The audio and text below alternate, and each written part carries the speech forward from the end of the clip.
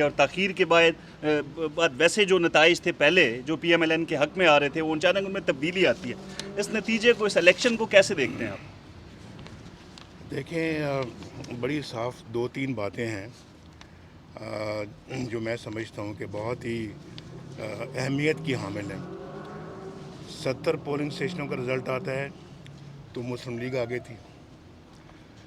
130 polling station کا result آتا ہے تو مسلم لیگ آگے تھی. 150 کا آتا ہے تو مسلم لیگ آگے تھی. 190 کا آتا ہے تو مسلم لیگ آگے تھی. کیا بات ہے کہ 190 کے بعد پھر اچانک الیکشن کے رزلٹس آنے رک جاتے ہیں اور کئی گھنٹے رکے رہتے ہیں. تو اس کے بعد مسلم لیگ جو ہے نا وہ ہارنا شروع ہو جاتی ہے یا ہروایا جاتا ہے اس کو. اور میں پہلے بھی کہہ چکا ہوں، یہ ڈسکا کے الیکشنوں کے بعد میں نے ایک ویڈیو میسج میں یہ بات کہی تھی کہ جب بھی کبھی الیکشنوں کے رزلٹ میں جو ہے وہ دیر ہونا شروع ہو جائے تو سمجھ لیں کہ آپ کا ووٹ کہیں نہ کہیں چوری ہونا شروع ہو گیا ہے. تو سب بھائی اتنا شہر کا یہ حلقہ ہے اور پولنگ اسٹیشن آدھے گھنٹے کے سفر سے زیادہ نہیں ہے.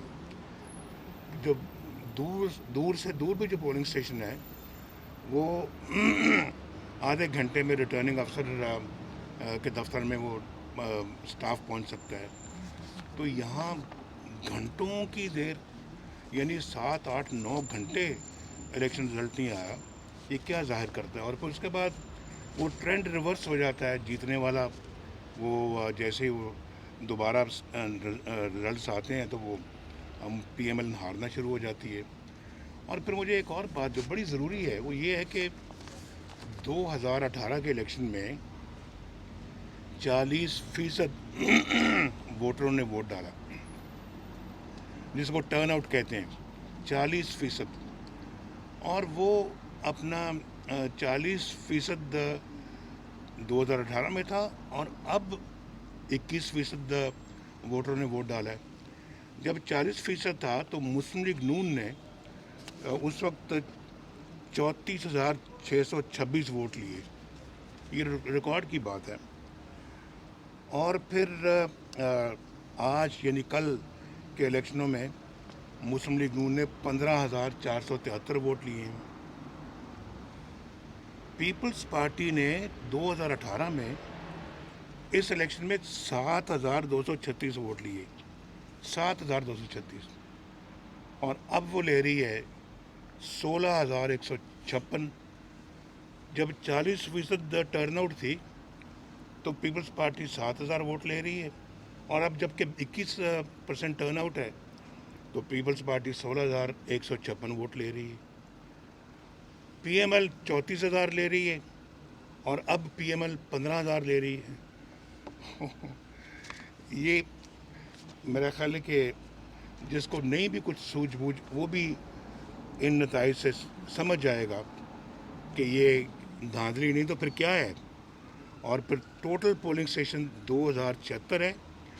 190 میں مسلم لیگ جیت رہی تھی، 190 کے بعد مسلم لیگ ہارنا شروع ہو گئی اور وہ بھی کئی گھنٹوں کی تاخیر کے نتائج آنے کے بعد. تو میرا خیال ہے کہ یہ دو تین چیزیں جو ہے نا، یہ اس کے علاوہ جو باتیں وہ تو بے معنی ہے. بڑی جو معنی خیز باتیں یہ ہیں.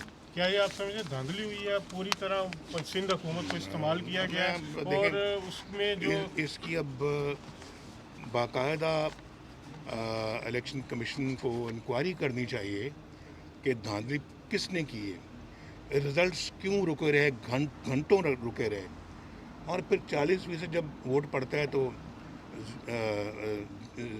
جو نا وہ کم پڑتا ہے پیپلز پارٹی کو. جب 21% ووٹ پڑتا ہے تو وہ ڈبل ہو جاتا ہے. یہ منطق میں نے آج تک نہ سنی نہ دیکھی کبھی. میاں صاحب کیا سمجھتے ہیں، کسی نے بڑے مقصد کو چھوڑ کر چھوٹی چیز پہ سمجھوتا کر لیا ہے کسی نے؟ میرا خیال ہے کہ اگر ایسا نہ ہوتا، اگر یہ اپنا اس طرح سے ہیرا پھیری دھاندلی نہ کی جاتی تو یہ ملک کے لیے بہت اچھا تھا. اور ان کے اپنے لیے بھی جنہوں نے کی ان کے اپنے لیے بھی بہت اچھا تھا. اب آپ کا لائے عمل کیا ہے؟ آپ کیا سمجھتے ہیں کہ الیکشن کمیشن کو کس طرح نوٹس لے، جیسا ڈسکا کے میرا خیال ہے جو کہ ہوا تھا اس کو اس میں پریسیڈنٹ سیٹ ہو چکی مفتہ ہے. اسماعیل صاحب نے خط لکھا ہے اور وہ بھی تفصیل مفتہ اسماعیل صاحب اور پارٹی کے دوسرے لیڈرز غالباً کل مزید عوام کو بتائیں گے. اور یہ سراسر صریحاً دھاندلی ہے. بشیر میمن صاحب کا ایک ایشو آیا، انہوں نے بہت ساری چیزیں سامنے لے کے آئے ہیں اور انہوں نے کہا کہ پرائم منسٹر نے ان کو خود بلا کے آپ اور مریم بی بی اور دوسرے جو لوگ ہیں ان کے خلاف مقدمات بنانے کو کہا.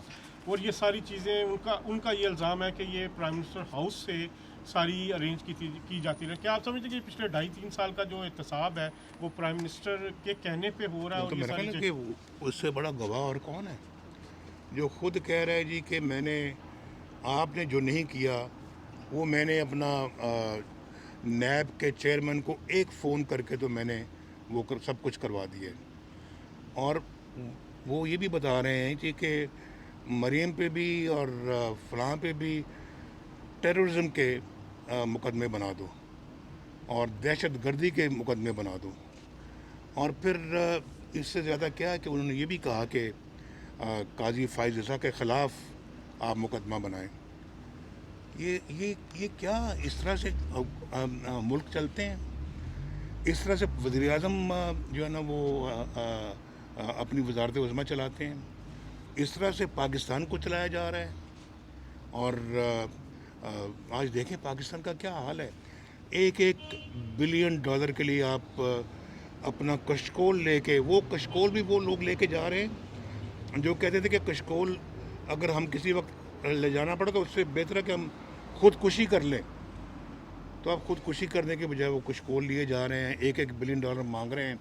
پاکستان کی عزت کو بیچ کے رکھ دیا ہے، داؤ پہ لگا دیا ہے، ملک کو برباد کر دیا ہے، اکانومی کو برباد کر دیا. لوگ بیچارے بھوکے پھر رہے ہیں، چینی کے لیے قطاروں کی قطاریں لگی ہوئی ہیں.